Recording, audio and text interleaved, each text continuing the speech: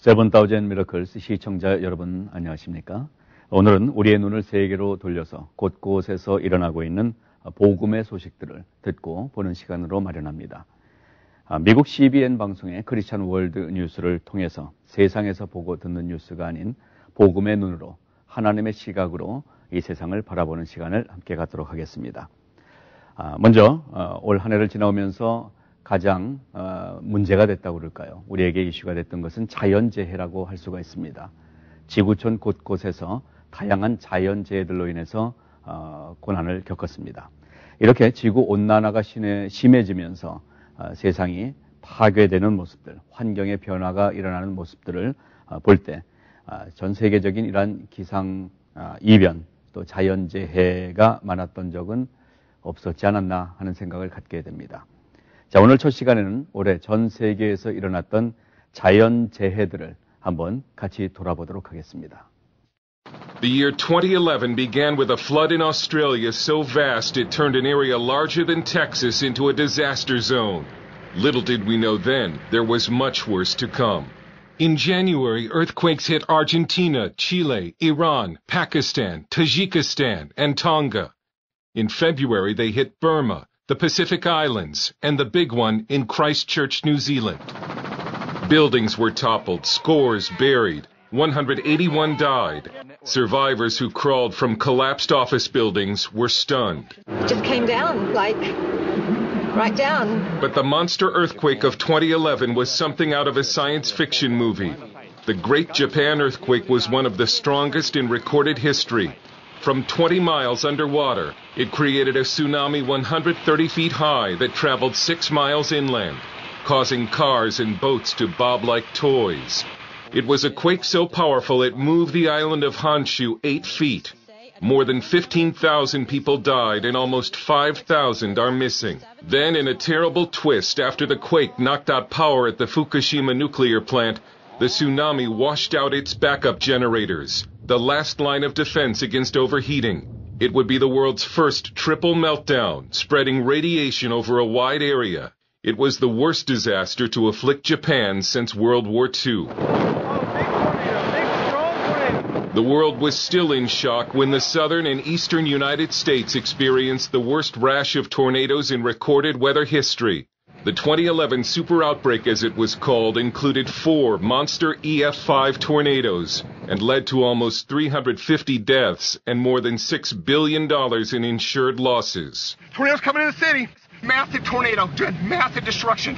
Then, just weeks later, on a Sunday afternoon in May, a mile-wide multiple vortex EF5 tornado plowed through Joplin, Missouri, obliterating whole sections of the town, killing 159 people and causing an estimated $2 billion in insured losses. The insurance industry was reeling. Americans were in shock. I think God is trying to tell us something.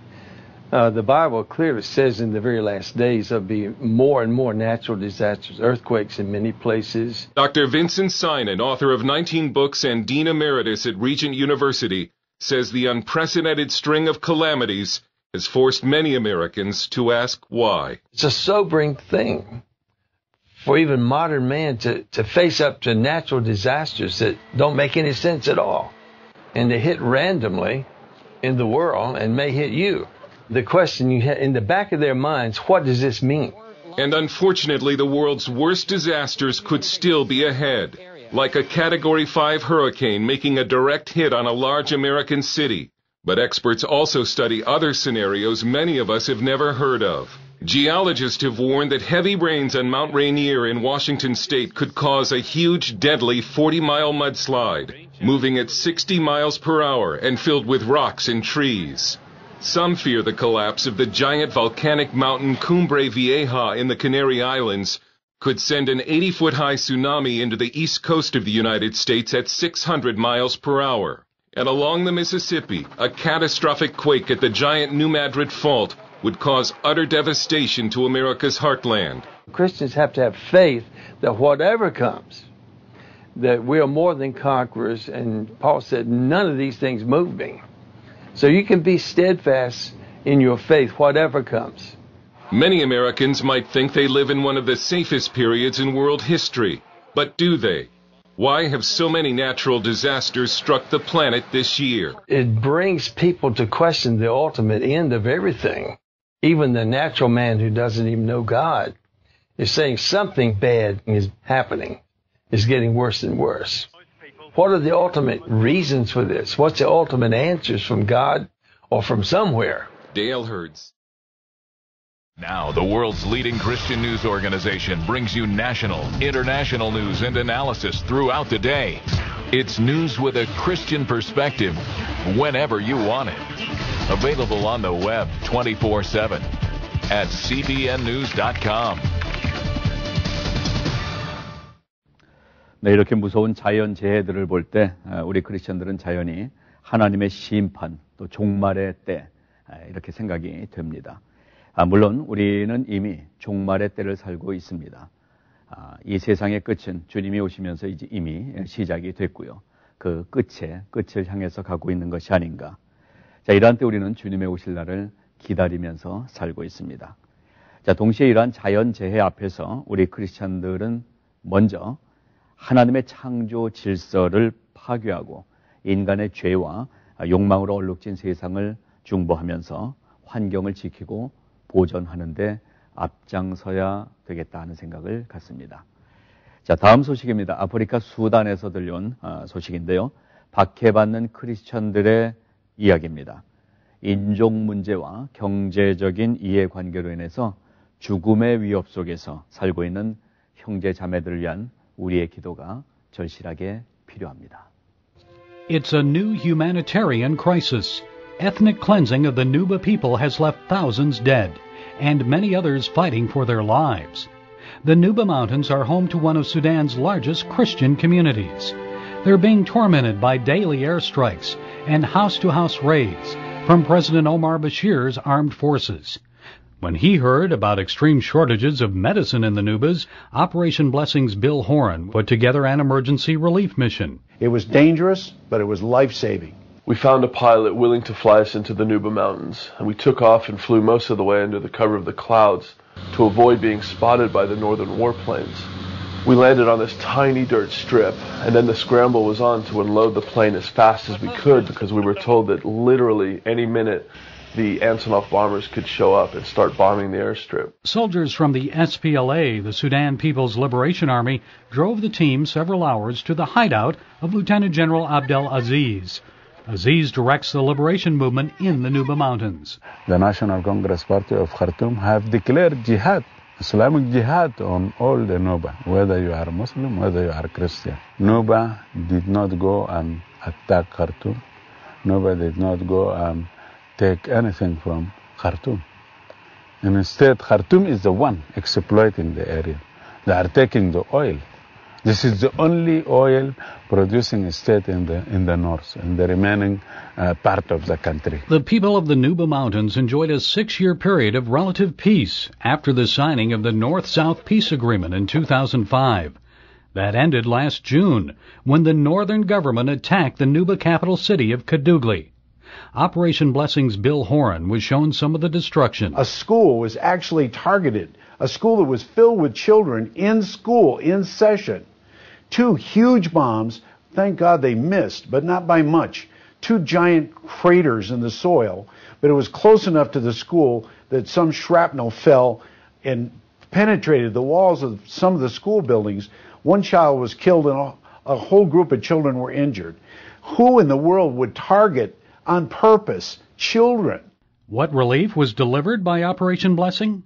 An emergency health kit containing enough medicine and medical supplies to establish a much-needed health clinic that will serve 10,000 Nubian people for 90 days. We purchased 2 of those complete emergency kits in the Netherlands and flew them in.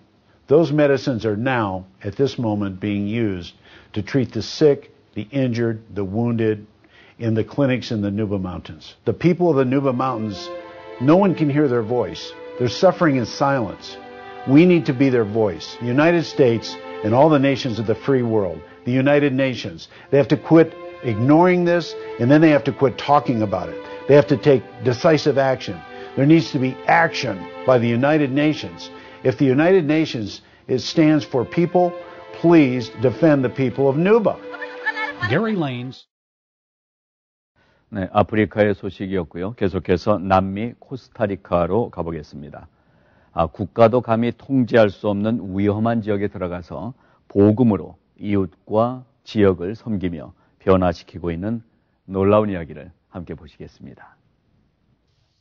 Los Guido was a slum like many others in Latin America, only worse. Ni la misma policía. Not even the police could get in, or the Red Cross, nor could they do any kind of work, not even medical work.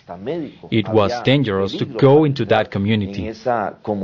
Los Guido appeared out of nowhere 25 years ago when squatters began building shacks on public land. Before long, there were 50,000 people and plenty of headaches for municipal authorities. It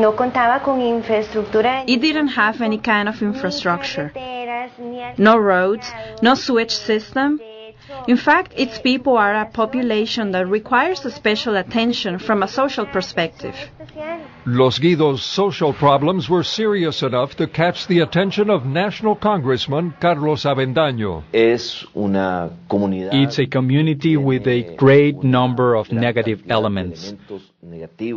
Poverty, delinquency, abandoned children, and all the ills that come from the social issue of disintegrated homes, of the violence. But in the 1990s, Los Guido took an unexpected turn for the better. The city and national government began paving streets and building better homes. Young people started returning to school instead of running with gangs. So what brought about this dramatic turnaround? The church that meets in this building here has been a key factor in the transformation of the Los Guidos community.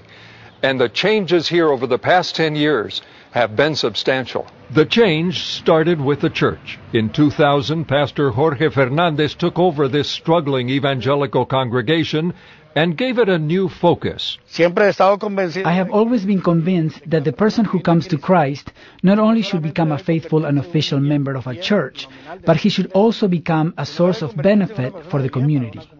Fernandez helped his people leave the safety of the church sanctuary and begin reaching out to the slum's troubled youth. We began a project to go and rescue young people in the homes, going to their hangouts to find the youth there who were taking drugs, going wherever we could go, where they led us, to go talk about the gospel. That started producing a change, so much so that the growth, the explosion of conversion, I've always said this, ran us over. Most of the converts were youth. I grew up in this neighborhood. I was in gangs, I took drugs, alcohol. I was someone they often criticized and pointed out because of the way I was. Many times, instead of making friends, I was making enemies. Then, when I met the Lord, I can tell you that it was a complete transformation in my life. As Michael and others like him turned from gangs to church, the community began to change. One more youth in the congregation is one less youth who's delinquent or on drugs or prostitution. Today, instead of gangs controlling Los Guidos, Christian youth groups meet all over the community. And the church has grown to 1,000 members who are leaving old attitudes behind. They are people who were born and grew up 20, 30 years, believing the whole world owes them something, but they don't owe anyone anything. To change that attitude takes time. To tell a person, look, don't think about what they can give you, think of what you can contribute. They are shocking concepts.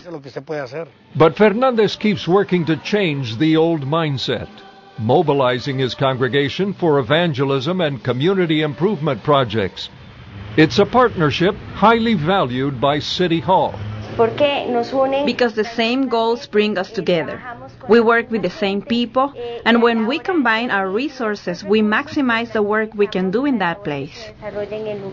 The Costa Rican government recently surprised Los Guido residents with a major investment in new facilities, including a police station, a clinic, and better schools. And all this government investment, I emphasize, that is part of the miracle that community is experiencing. Fernandez and his congregation are now hoping to repeat their success in other needy communities. We've gone from this community to other communities, many of them similar to this one, to take the same work model and raise up new churches. We're already doing that. We're working on that. The transformation of Los Guido is still underway. But for some church and national leaders, the lesson is already clear. When the church goes out to the community, impressive things happen. That we not wait, as we generally do, for people to come to the church, but that the church goes out to the people. That there is a change in the gospel. And I believe this Los Guido community is an example. 네, 지금까지 크리스천 월드뉴스를 통해서 세상 곳곳에서 일어나고 있는 소식의 현장 속으로 가봤습니다. 똑같은 현장이지만 우리가 볼 수 있는 하나님의 시각이라는 눈을 우리는 갖고 이 세상을 바라봅니다. 자, TV를 통해서지만 오늘 보신 뉴스들은 결코 우리와 상관없는 남의 이야기가 아닙니다. 그렇게 깨닫는 것이 하나님의 시각으로 보는 뉴스입니다. 하나님이 사랑하시고 또 하나님이 역사하시고 인도하시는 세상으로 우리를 부르시는 하나님의 음성을 이 뉴스를 통해서 들으면서 기도에 동참하게 됩니다. 자, 이렇게 저희 CT에서도 전파를 통해서 세계 곳곳에 하나님의 복음을 전하는 사명을 감당해 나가고 있습니다. 또한 미국 전역에 계시는 우리 한인 디아스포라 성도님들을 말씀으로 일으켜드리고 또 함께 이 일에 동력해드리기를 원하는 것이 CTS가 존재하는 이유이기도 합니다. 자, 땅끝까지 복음이 전해지는데 함께 기도해 주시고 동참해 주시기를 부탁드립니다.